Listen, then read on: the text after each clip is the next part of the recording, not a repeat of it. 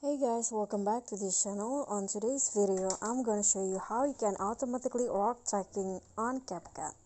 So the lock tracking will allow you to lock on a certain part of a body in a video and to make that the camera um, following that object that you lock on. So here, what you need to do is just import your clips, then click on it on CapCut. Then find the lock on feature, so just click on this and then you can just select the subject. There are three options: face, body, and also hand.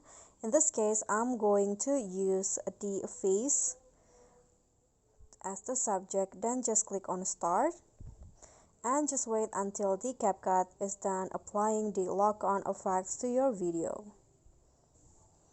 Okay, so now the lock is on, and here you can preview the result first. You can see that the camera is following the movement of the subject that you chose before. And if you want to lock again, you can re-choose the subject. Just click on lock again, and you can also adjust, or you can also clear the lock on feature.